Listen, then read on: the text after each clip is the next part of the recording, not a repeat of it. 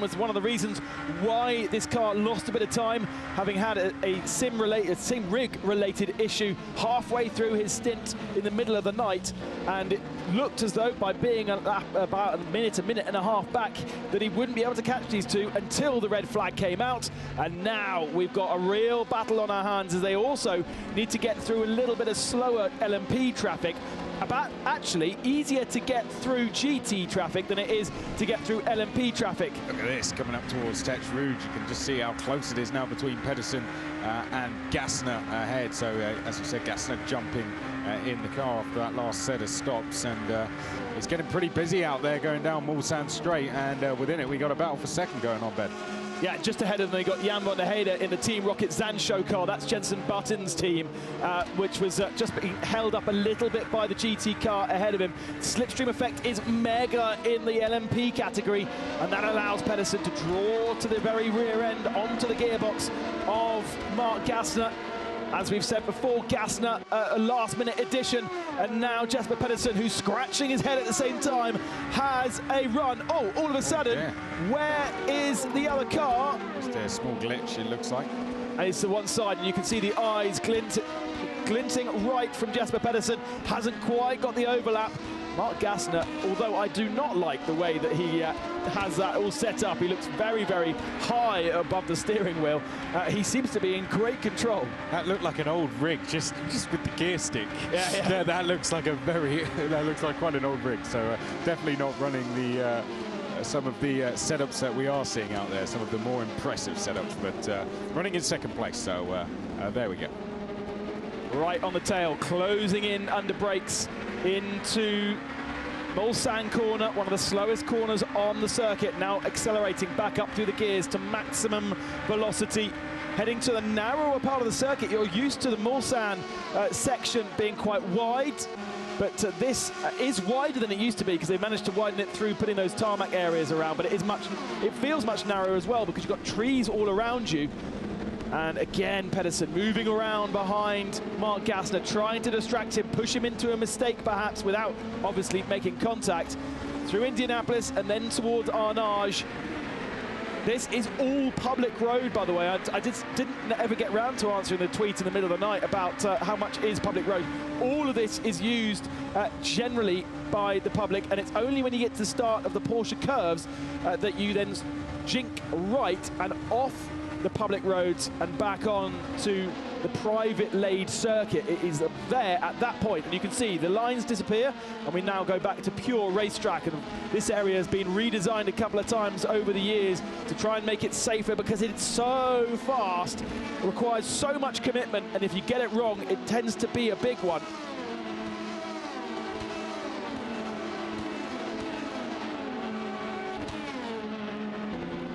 Live from Denmark, Jesper Pedersen, top right. Quite fidgety in his seat, not the cool, calm and collected Jesper Pedersen that we saw late on last night. He's got the bit between his teeth. He knows that he's got half a WEC race distance left. Still plenty of time, so he can choose when he does this, and there are no advantages on who's on what lap and all the rest of it now. It does sound as though you should be able to do a 10-lap stint quite easily, but if you are pushing too hard, maybe you miss that 10 laps and drop to 9. But the way things are going, and I don't know whether Alan was talking about this at all, it does look to me as though they will all need to do a splash and dash before the end. Yeah, that's not something we have actually picked up upon, so we'll definitely have to look more into that the deeper we get into the race. But it's when Pedersen makes this move, isn't it? You can see now he's in the toe of Gassner looking left, and this might be the time that we see a change for second. To the left-hand side, and quite quickly disappearing behind. Matt Gassner sits into the slipstream. I think he gave that one up pretty easily, but there's traffic ahead, including Sebastian Buemi in the H Toyota, who's just been passed by Jan van der Heide. So van der Heide is a sim racer and actually keeping equidistant to this battle for second position.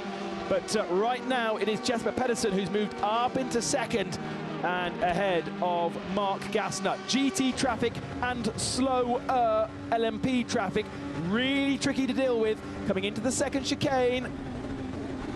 Gets that one done. The Vaillant livery on this particular Rebellion. Michel Vaillant, a very famous French cartoon all about racing drivers, and he goes and races all kinds of people around the world.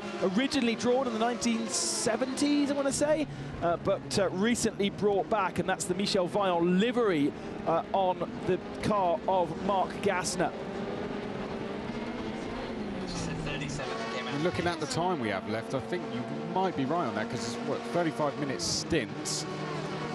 There could be a... what lap are we on in this stint now? Just trying to have a look what lap we are on in this stint.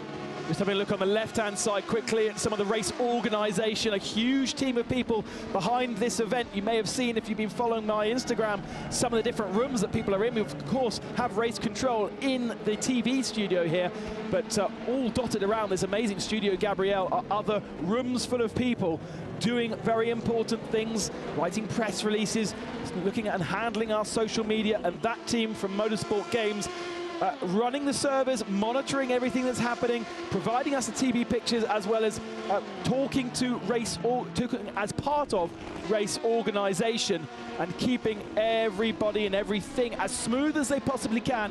And if they do see any technicalities in the server, as we saw last time through, they will throw a red flag before it becomes a disastrous thing.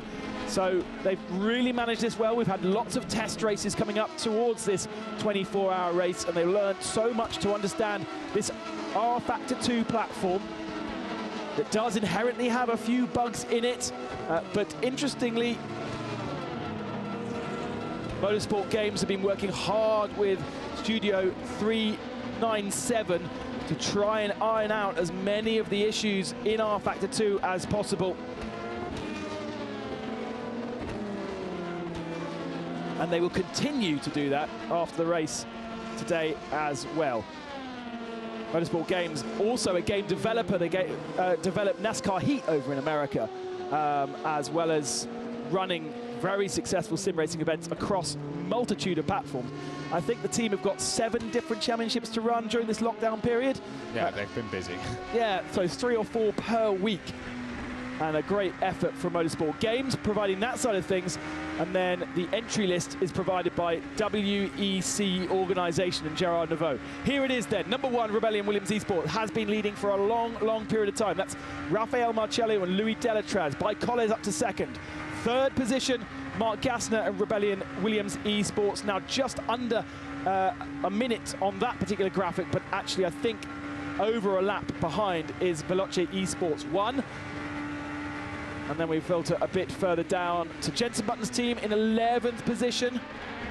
The 2 Gazoo racing cars somehow have got back together, considering Brendan Hartley had a massive off at the very start of the race.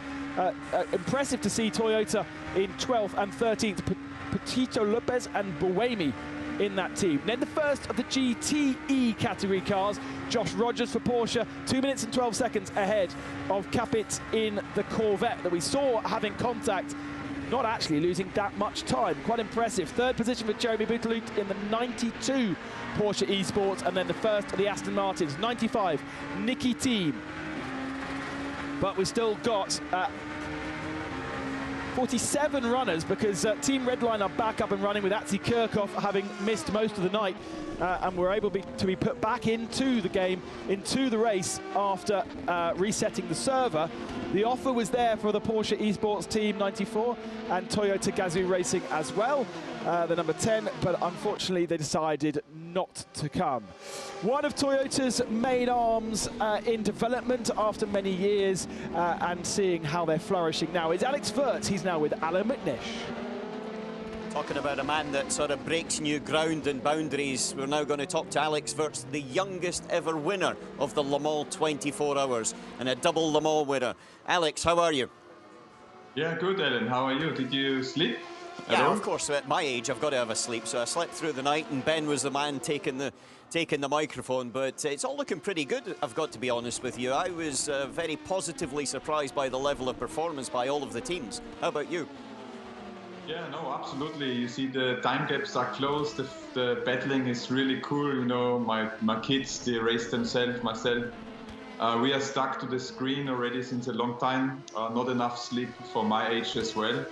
And it's cool, really cool to see how the team of the WEC, ACO, Motorsport Network has pulled all of this off, and it's very exciting to see it the first time ever, this virtual Le Mans race. It's fantastic to see that Toyota have got 2 cars in there, but it looks like, you know, there's a little bit of work to do maybe. One question I've got for you is the quickest car overall, or the quickest lap, is by Sebastian Buemi, but it's Jose Maria Lopez that's the one that seems to be making the real charge. Was there any ideas about trying to pair up the drivers so you had one car that was really strong, or was it just a case of this was how you're going to run? No, it's we wanted to run like in the real world. Of course, Katsuki Nakajima is not part of this setup, but all the other drivers are exactly like the car crew. We have the engineers back in base in Cologne who support the team. And it is a rehearsal for us for the real world. You know, it's a team building exercise, and it's a good one. We wanted to do it all throughout the confinement of COVID to do a virtual race, but then Le Mans came up with that idea, and we are very excited to be part of it. I think everybody else is very excited you're part of that as well, but looking forward to September and the real 24 hours of Le Mans. How's preparations going for that? Because clearly, normally, you would have done endurance testing prior to the race. Is that still part of the program? Yes, it's still part of the program. We are evaluating when we can go on which circuit to get a 24-hour test under our belt. But also the regulations are much stricter now, not like in the days we two competed against each other where we done endless amount of testing. That's all regulated now, so we have to check out the regulations. We are planning the tests coming up before Le Mans. And it's not easy actually with getting people from all over the world to the test in time, because every country has their own jurisdiction. So it's easier to watch them now racing between New Zealand, America, and Cologne. Yeah. Tell me one quick question. Behind you, you've got a nice trophy. What's that one about? Let me check. This is from the first victory in Brazil with Toyota. That's the only trophy I have in my house. Unlike you, I have a nice trophy. All of the other trophies are somewhere either in my parents' house or in the cave. I don't care too much about the trophies being presented. But that one looks not like a trophy. It fits more into my living room. I remember it very well. I remember the acceleration out of the last corner up the long hill to the start and finish straight. And it was one that I remember you partied very well, and correctly so, on that night. But Alex, there's a lot of people here that have put a lot of effort into it from the Le Mans organisation for the ACO, but one person that you know very well, Pascal Dimitri, says a big hello to you. Pascal was part of your 2009 Le Mans winning effort, if I remember correctly. Yes, and he was amazing on the party. So thanks, Pascal, for being with us over the years now, pushing the WEC. You are one of so many in the team of the World Endurance Championship organization, which makes it a family, which makes it really unique and special to be part of Le Mans. As much as now the virtual Le Mans race, which I really enjoy. And on this note, I have to say, between Olivier Panis and myself, we maybe been the first real virtual racers with McLaren back in 2000 when we developed the first simulator ever. To now sit here and see this global race coming together in this shape and form is very exciting, and I'm looking into the future of e-racing, which is going to merge with real-world racing more and more, and that's really exciting. That's cool stuff. Even though I'm old school, I prefer the real racing, but the e-racing here and the merger of the future, the potential we have for motor racing is super exciting. Alex, I can't agree with you more, but I'm going to let you go because Jose Maria Lopez has just pitted and you'll need to get back to the race itself. Alex, see you soon. Yeah, thank you, guys. Really interesting to hear from Toyota Gazoo Racing and their philosophy moving into this race as a practice for the Le Mans for real. They wanted to give something for the engineers and the drivers to do, and that is why they committed to the lineups that they had. Sebastian Buemi's car, the 08 car, has the fastest lap of the race. Not in the hands of any of the pro drivers, but of course in terms of the one sim driver that they have on their team. Yuri Kasdorp set that lap, and they are just now ahead of Pachito Lopez Lopez. Lopez actually is the fastest driver in the 7 machine, faster even than their sim driver Maxime Briand. We checked that overnight, and Pachito has been an absolute star in his machine. Obviously very comfortable on our Factor 2. We've seen him racing in iRacing as well, but not to the level of this, and he's been right up there on the top of the both average times and fastest lap times of the race. This is the leading car, the number 1. It has Hubert Braginski. It's shared with Nikodem Wisniewski and Rafael Marcello and Louis Delatraz. We haven't seen Louis in that for quite a long time. Yesterday evening, I think, was the last time, unless he's done a stint whilst I've been away. Louis Delatraz leading the SRO Esports Championship as well. Yeah. So and I think he's been taking part in the Formula 1 and Formula also, 2. And Formula 2 Esports. Yeah. So loads of different experiences there, different platforms all over the place. But Delatraz racing out of his home in Geneva, doing a really good job, and son of as well. So we could have had another son of if we could get his dad, who was famously one of the first kind of pay drivers in Formula 1. I mean, there were lots of, if you go back many years, but I think he was kind of classed as one of the first pay drivers and did a couple of Le Mans starts. More famous for his performances at Le Mans, though. I'd like to see the battle for fourth, because that seems to be getting pretty close there between Gilson and Casabon, but I'm sure we'll pick that up after we go to the race highlights.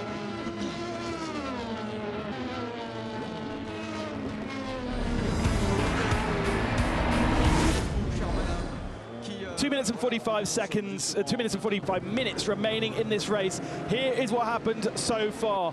Pole position man Tom Dillman making a jump on the rest of the field. It was deemed too much of a jump, and the Bike-Holles car instantly taking a penalty for that start. Josh Rogers, super strong in the 93 car. He set the time, but it was Nick Tandy who started the race. Fernando Alonso making contact with Simona Di Silvestro in the early part of the race. That gave him a drive-through penalty. He tried to serve it. He couldn't serve it. He ran out of fuel. And unfortunately, for a few hours, he was missing out of our servers. Bike-Holles started to make up ground, trying to get through the traffic. And then the first of our red flags. Safety car period, the BWT car came out, and we got running just under half an hour afterwards as the light started to fade. Romain Grosjean's Corvette esports team really doing a great job at keeping up with the Porsche leading the race, but contact there sent him into a spin and a little bit of damage, and that slowed him up. The strategy out there is every 10 laps make a pit stop, and so many of them still on the same strategy, and then we went into the night. The evocative blast down the Mulsanne straight with the headlights ablaze. And our leading car, the Team Redline machine, getting caught up in chaos. Max Verstappen leading in the car at the time, but then started to struggle, and unfortunately that car retired out of the race. Stoffel Vandoorne has been a right star in the early part of the race, but sadly Stoffel and the Veloce Esports 2 team have fallen down the field since the early morning. And the 2Cs Motorsport right up at the head of the field.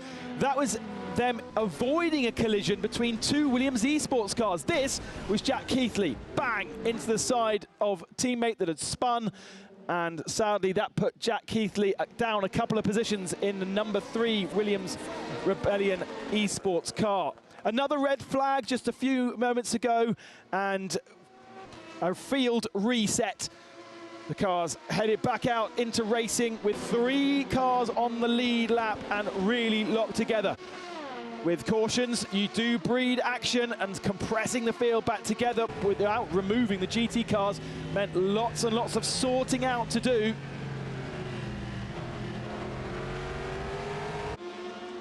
And then there was this very interesting move, and that is Romain Grosjean's Corvette car, still running in second position, but making double contact with the wall as we had a change for second position. Jesper Pedersen moved himself up ahead of Mark Gassner in Rebellion Williams Esport. There's just 5 seconds separating them as we go into 2 hours and 40 minutes left of this race.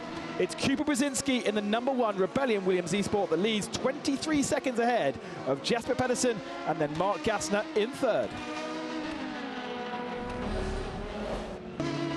Yeah, well, Ben, usually we do this when we join, when one of us comes back to the booth.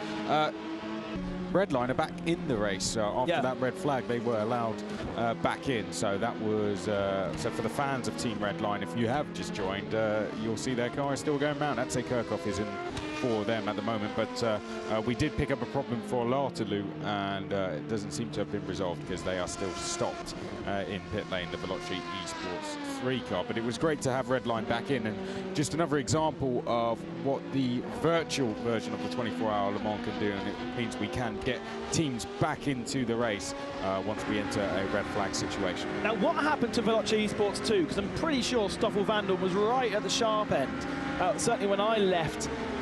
Certainly in the top 5, but Veloci Esports 2 now down in 14th position. Stoffel aboard the car, setting those lap times, but something happened in the middle of the night there that I was not, that I've missed. I think that was before my time. Before your time as well. Yes, so we will get the full rundown from Martin or Lewis when he returns, because he was in here in the very early hours of this morning.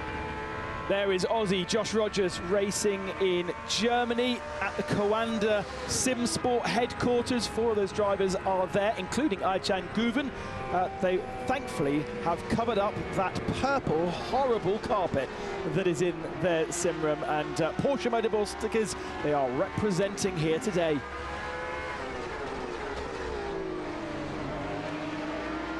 And Rogers lying at the head of our GTE field, ahead of Matthias Bershoes now in the R8G Esports Team Corvette. But we're getting to a point that we may actually drop a lap, and that would be frustrating because the battle, therefore, would really be done. Tom Dillman started the race for Bicoles. They're now in second position, and Tom is talking to Haley. I'm live with Tom Dillman from the Bicoles Burst Esport team, car #4, who are currently lying in second place. Tom, firstly, how are you doing, and what's your strategy, driver-wise, running up to the close of this 24 hours of Le Mans in about 2 hours and 40 minutes time? I'm doing great. It's been an exciting 24 hours. Our strategy was we always planned to keep our 2 quickest guys for the end, because we kind of expected there would be that kind of restart. So Jesper and Jernej, they have, let's say, 3/4 tenths on us, the real drivers, so we decided to give them the end of the race. And with regards to your input in the team, if I'm not mistaken, you kind of were really active in putting the team together. I mean, how did you go about choosing your teammates? Yeah, I'm participating in a championship on Air Factor 2, and there is a series for sim drivers. And I noticed Jernej there. He was always quick and doing a good job, and he was kind of an underdog, not in a big esport team. So I tried to recruit him for my team, and I managed, and I think. On Friday, it was a nice reward. Let's say it's my first race as a team director. Also, it's a virtual one. But yeah, I put the team together. Also, Esteban, which I know, which I know from real racing, and I put together Jernej and Jesper, who are together in Burst Esports. So yeah, Jernej gave us the pole. That was already great. And we are doing really well in the race, so I'm really proud.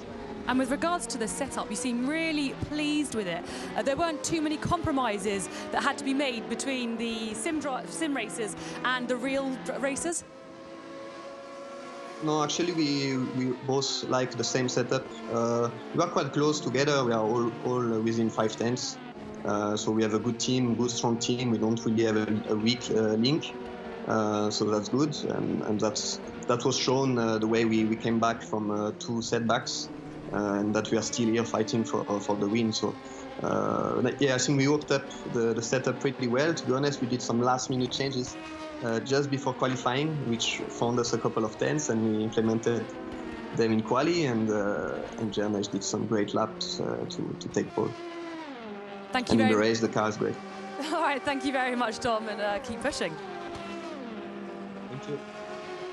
Great to have Tom Dillman and the Bicoles team still running at this point in the race. He's had 2 participations at the Le Mans 24 Hours, but I'm not quite sure how many laps he's actually managed to do, such has been the performance and difficulties with that Bicoles LMP1 over the last couple of years. But really good to see Tom at the forefront, team director, and as he was saying there, choosing and recognising which drivers he needed, putting together the team, getting the blessing of the team. And what a great way to kind of rebrand a little bit that Bicoles team as a competitive outfit at the front of the Le Mans 24 Hours. Now, what are we seeing? Oh, what happened there? Oh, that was a weird one. let's have a look. So this is the 56 Team Project 1 car. Turns into Arnage, runs a little bit wide. Ooh, he's just caught the curb on, not the curb, the barrier that's sticking out there. I'm not sure. Eduardo Freitas would never have his barriers laid out like that. That is an error of judgment, isn't it? That is just a lapse of concentration, I think.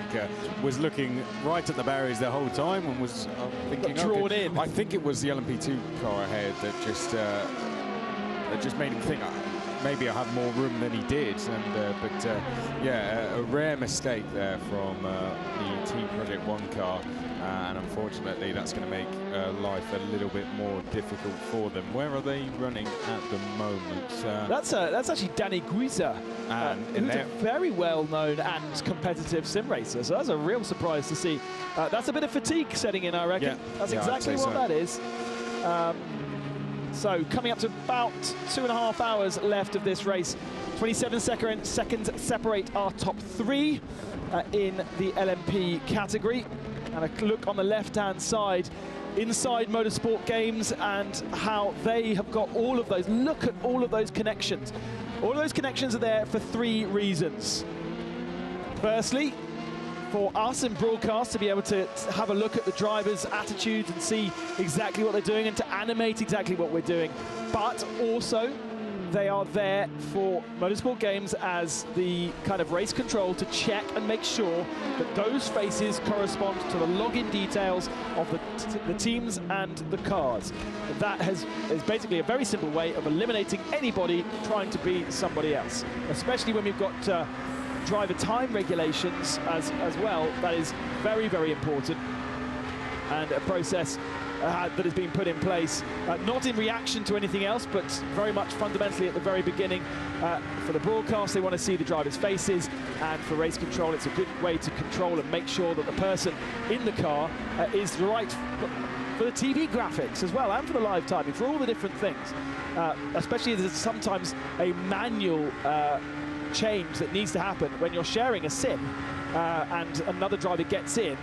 You actually have to manually change the graphics. Well, we have to manually change the graphics. It's not done automatically like it would be if it was a new computer. Now, as we approach the next round of pit stops, Pedersen is bringing the gap down, isn't he, to Brzezinski. He was about 26, 25 seconds ahead when he got into second. The gap is now 21 seconds, so Pedersen on an absolute charge at the moment. I don't know how long he has left in the maximum 7 hours he is allowed to drive that Bicoles car, but this is a really good stint, and taking 4 seconds out of Brzezinski, the level these guys are at in esports, that is a good effort, and this race for the lead is definitely on Ben. Aurélien Panis sharing with his father, Olivier Panis, and there is Olivier in the top right of your screen. Looks like their sim is tucked right in the top of the house. Yeah. Right in the corner there. And actually, do you know what? It's when you've got your sim tucked away in a corner like that, and you are sweating, you feel it the heat reflect. And there we go, quick look. He's obviously got the stream up, so bonjour Olivier, good morning. And he won't be able to hear us because he certainly won't be listening to me whilst doing 300 kilometers an hour down the straight, but he may well be able to see the stream and know he's online.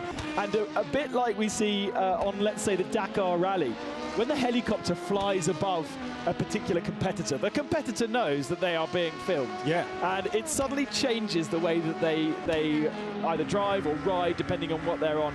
Sometimes you see the most almighty accidents because the rider, especially some of the amateur riders, they get excited about being on television. They get excited that the helicopter's over them. They then do a wheelie and then they throw it off major style. We've seen it so many times, and one of the philosophies in Dakar Rally is if you are online, keep it calm. Yeah. Like, if you've got a camera, if there is a camera static on the stage, it's probably at a danger point, so calm down. And if the helicopter's over you, don't get excited. Darren Turner in the 98 Aston Martin. Now, interesting to look at that. Looks like they may have changed their setup. Do you remember that we saw a little bit earlier on in the race, the Aston Martin team showing off base performances, high profile simulator worth kind of £500,000 with full emotion and all the rest of it, and the chassis of an Aston Martin wrapped around. They use that for driver training. Darren Turner owns base performance, but it does look like he's in a much more rudimental and fundamental rig there. Yeah, I was going to say the same thing, and great to see. There we go back to the shot. So director giving us the pictures back again. Certainly no motion, and I don't think there's no cockpit around him either. Well, we've had this chat, I think, right near the beginning of the broadcast. It's what you feel comfortable in.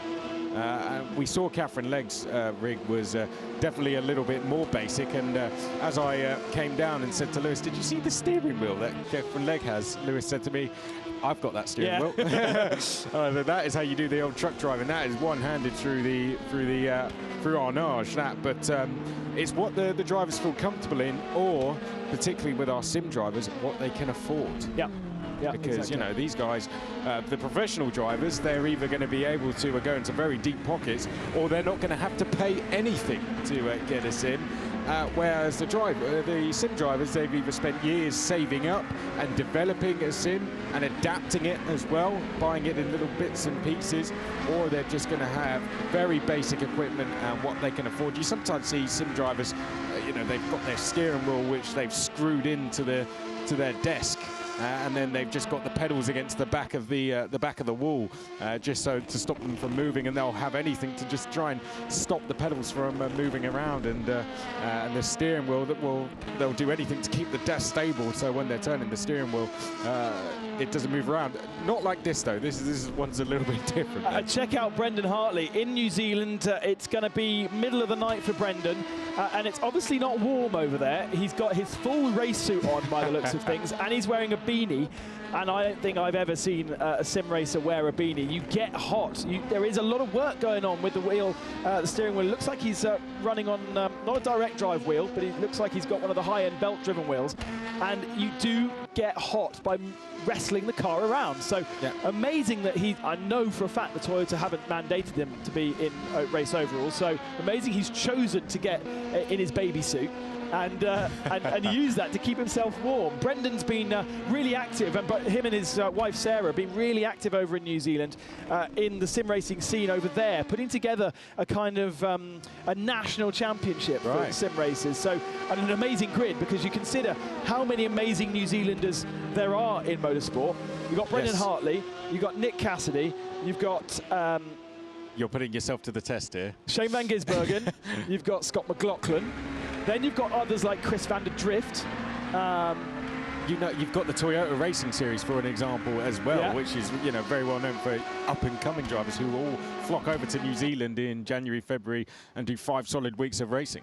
So that grid is an absolutely amazing grid. It's called Race Local, and then what they do is all the drivers then go out to their local kind of shops, whether it be their grocery store or their hardware store, get a little bit of sponsorship and to put on the car. And they actually have been doing broadcasts, and they've had legendary Australian broadcaster Greg Rusty Thruster doing the commentary for it. So it's a really nice high-level product, and all put together by Chris van der Drift and Brendan Hartley and their respective girlfriends. It's a great idea. Yeah, really nice. So whilst we've seen a lot of that kind of thing in the UK, it's always come from kind of high-end BRDC, for instance, have done things like that. F3 have done that. It's all come from organisations, but that's just a couple of mates getting together. And the cool thing about it also is they throw in an oval race and a road race in every single. So they do 2 races per night, and Van Gisbergen, what a driver he is on an oval race, and sometimes even a dirt oval race, like a midget or something,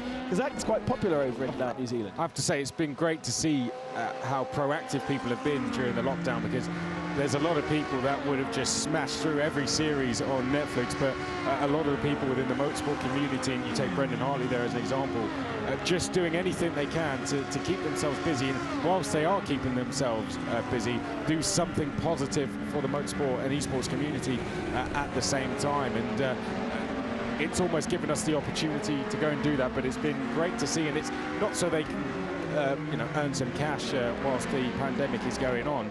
It's just so they can keep themselves busy and do something to help some other esports drivers out there. I'm going to be in trouble because I forgot Earl Bamber.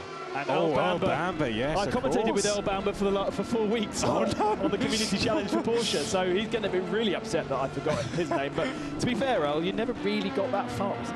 So there we go.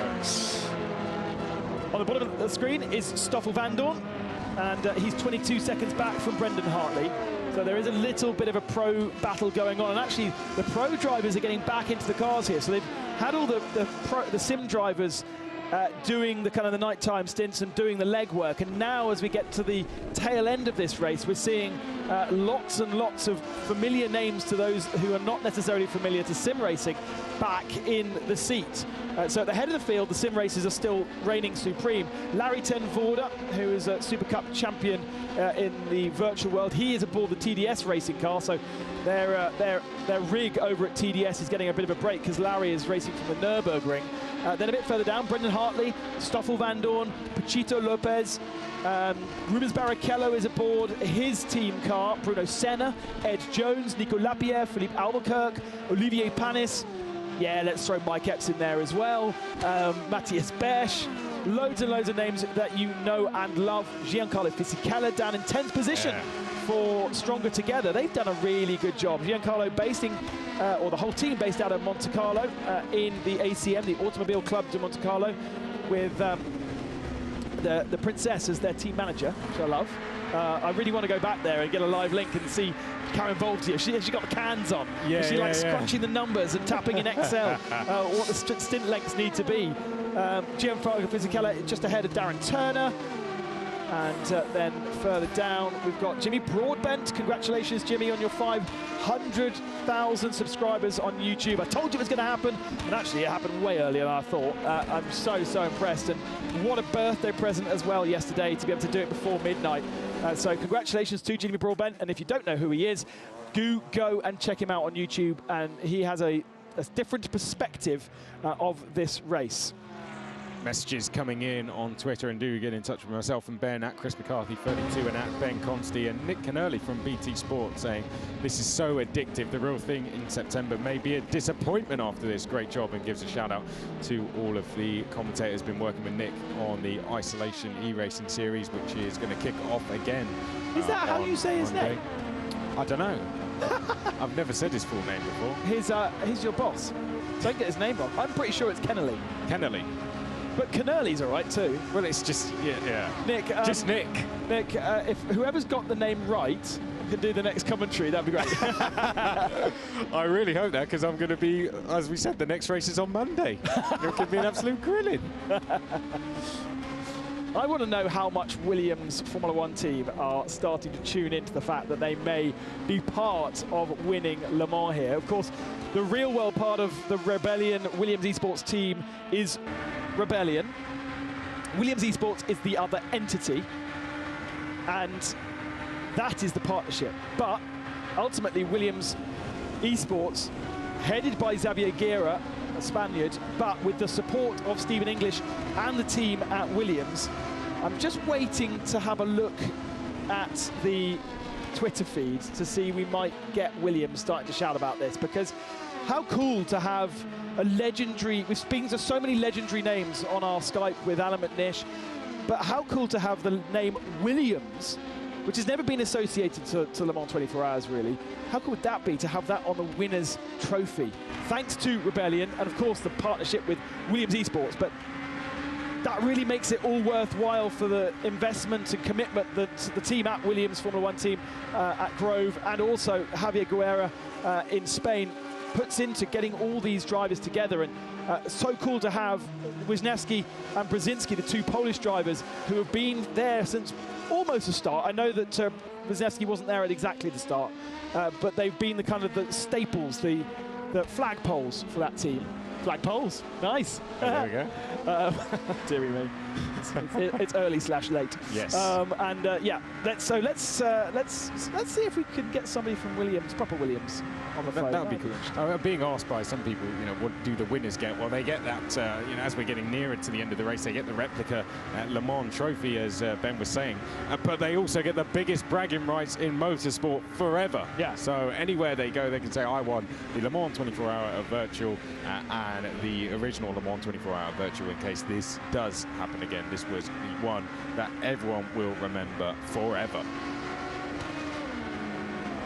Just under 2 minutes, 2 hours and 20 minutes remaining in this race. 29 seconds separate our two Rebellion Williams Esports drivers, but half a second between second and third spot. We are about to have another change for position as Baikolles continue that march back up the front of the field.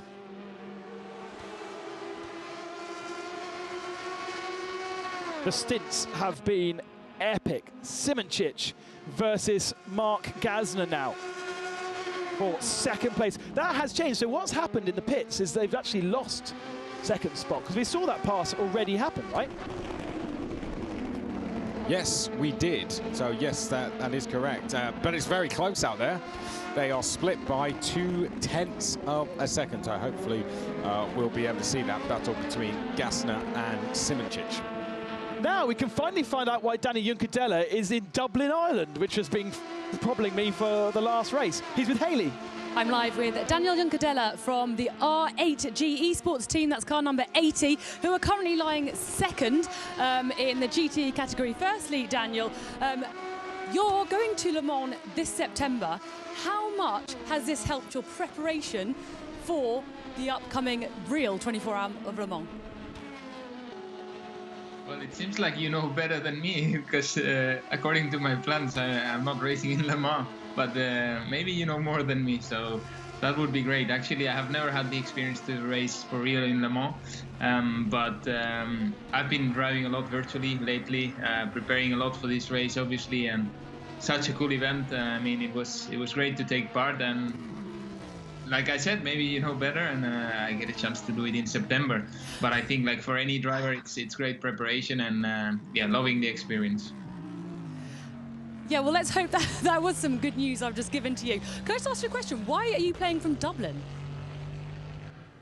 Actually, I live here. I moved here at the end of last year because my girlfriend is working here, and decided to move with her. In the end, for me as a racing driver, it doesn't really matter that much where I live, because I'm constantly traveling, and I think from here, since my team is in the UK, it's also easier to go there, and yeah, just a new experience. And to be honest, my biggest worry was the weather, but since the lockdown, the weather has been amazing in UK and Ireland, so yeah, not too bad. So we're just going to see on the screen right now the crash on the Mulsanne Straight just earlier on. If you could just take us through it.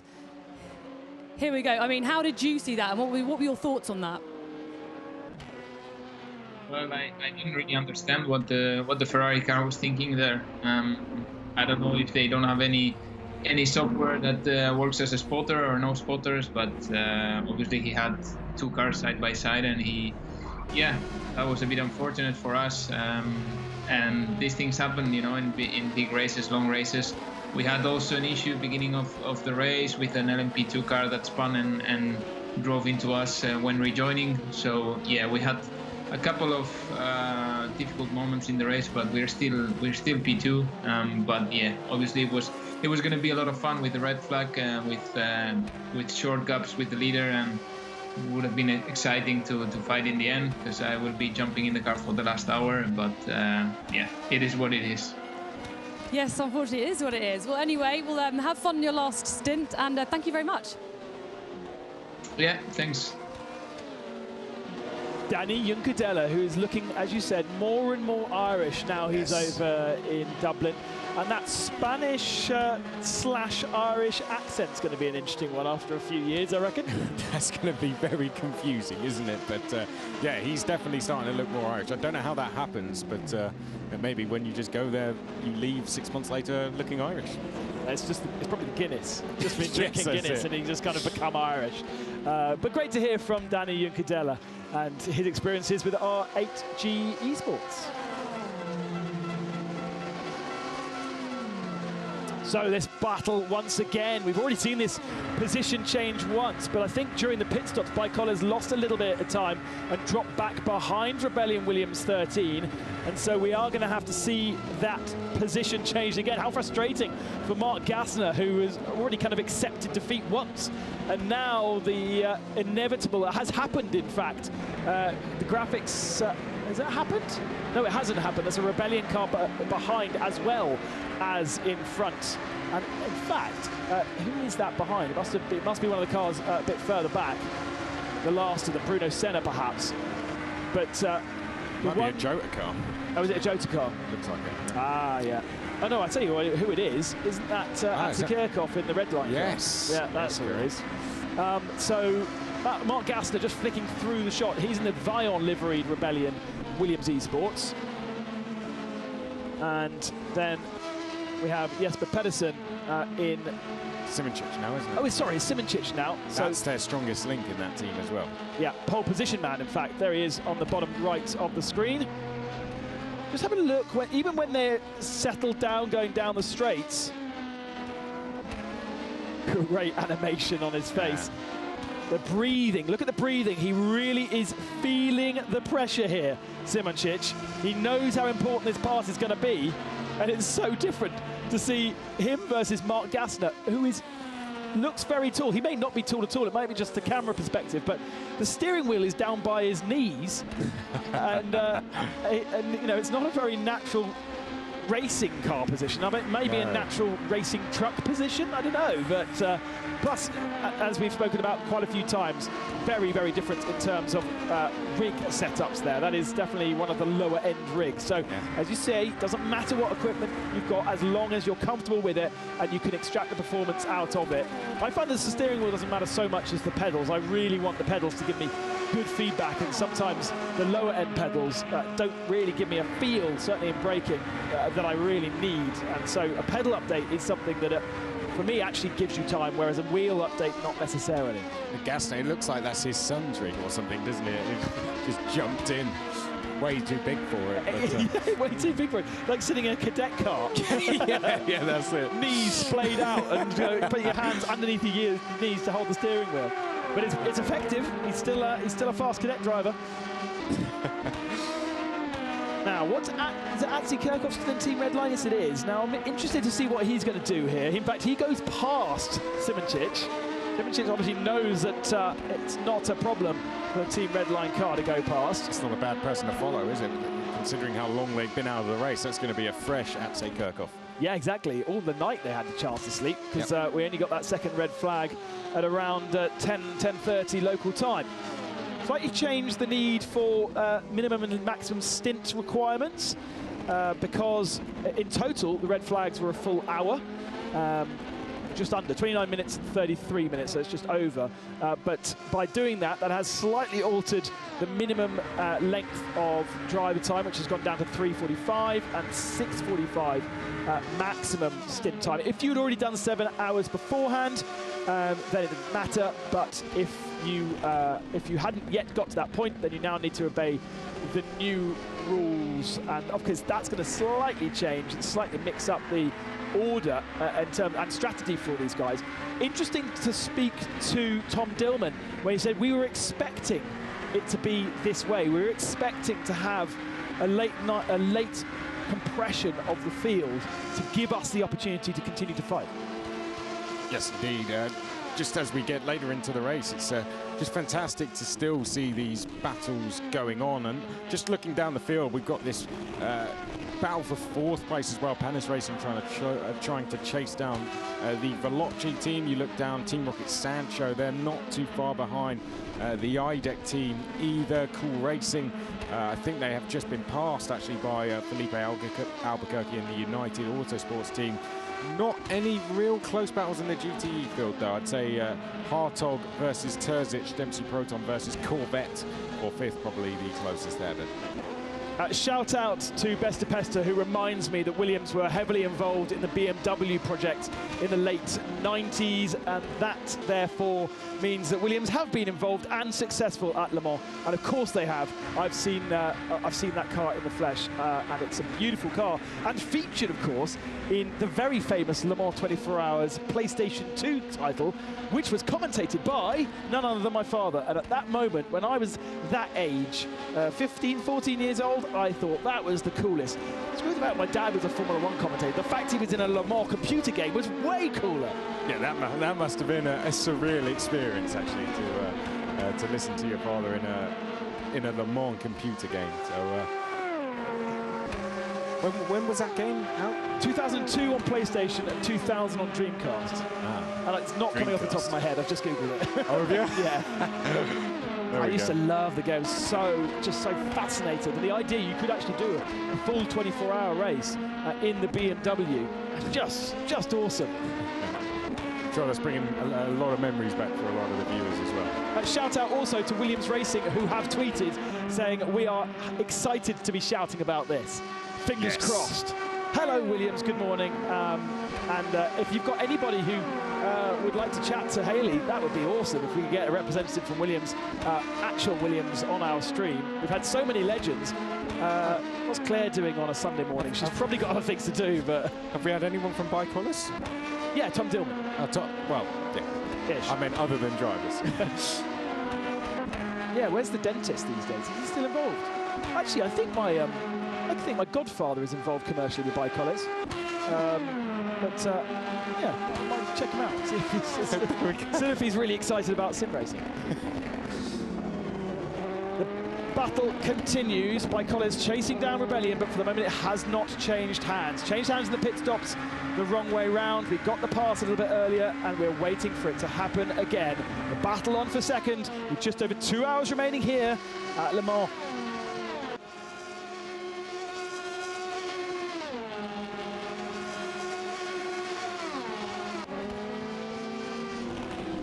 The gap is not really closing down like it was earlier on. Mark Gassner has just been so good in this stint, and considering Atsi Kirchhoff is there too, the pace has been brilliant from Gassner. You've just joined us. Remember, Gassner is the man who was a late addition after qualifying, so really hasn't put any preparation into this car. Francisco Castellacci is part of this strong together team that Giancarlo Fisichella is driving right now. I think it might be one of the best Ferraris out there. Let's hear what it is like down in Monaco. I'm live with Francesco Castellacci from the car number 54 Strong Together team. Now, I'm actually also joined by Andy McNeish, Alan, who's wants a little word with you. Firstly, can you just tell me about your involvement with the Princess Charlene of Monaco Foundation? Yeah, I'm very proud to be one of the racing drivers here in the Strong Together team of Princess Charlene Foundation. We've done several events also in the past, like our water bike and all of these to raise funds and raise awareness for the Princess Charlene Foundation that is basically on water safety. But now we are, of course, focused on helping for COVID-19. And Francesco, you're actually racing the sim and this virtual race in the Automobile Club of Le Mans with all the tradition and history there. Is that something that is bringing a lot of excitement to the small town of Monaco? Yeah, it's super excitement because we are surrounded by really so much memorabilia of all the Grand Prix. I think we've lost him there. Yeah, he's... Let's hope for the ACO. The Automobile Club of Monaco. Yep, the Automobile Club of Monaco is right on the start-finish line of the circuit, and that's where they've got their rig. It's normally where everything happens around about the Formula One Grand Prix, but clearly at the moment they're trying to work out some technical issues on the other side of it. However, Giancarlo Fisichella is driving their car at this moment. You can see him on the screen just nodding his head. Giancarlo obviously races in the World Endurance Championship, and hopefully we'll get Francesco back to tell us a little bit more. Yeah, let's just... So how do you know Francesco? Well, I know Francesco very oddly because he lived opposite. And so when I opened up our curtains in the morning, then he opened up his curtains. And I always knew, because there was two things. There was a racing bike sitting on the front, and there was also a pair of racing overalls there after an event that were drying. Apparently he's back. We've got you back. I'm back, yeah. Alan's just talking about you and the fact that you guys were neighbours. Yes, he exactly. He could see when after my WC races, I was always hanging my racing clothes outside the balcony, and you will see it. So, Francesco, just as a final question to you, how have you enjoyed it? How has the Automobile Club, but also the Trust, enjoyed everything being involved in this virtual event? It's fantastic. As I was saying, the Automobile Club really supported us because it's really to the heart of Monaco Automobile Club to support the Princess Charlene Foundation. And I want to take the occasion to please, to all the followers and all the public watching us, to please donate, to follow the link to donate as much as you can. It's the last 2 hours of the race, and we need to remember that also we are here for a good cause to help for research for COVID-19. So we have all Monaco behind, and we hope that all the world that is watching us is also helping us. That's the spirit of things. Thank you very much. Thank you so much. Thank you. Stronger Together then, raising money for COVID, and a great team and great banter, I'm sure, down at the Automobile Club Monaco with Felipe Massa, the fourth member of the team over in Sao Paulo, and Princess Charlene as their team manager, and running not too badly as well. Didn't qualify very well, but running well, and hopefully we're raising a lot of money for charity, which is the idea from that point of view. Unfortunately, Princess Charlene had to have her usual ball that she would run cancelled, and therefore an extra opportunity for those people who would usually have donated to donate to the charity today.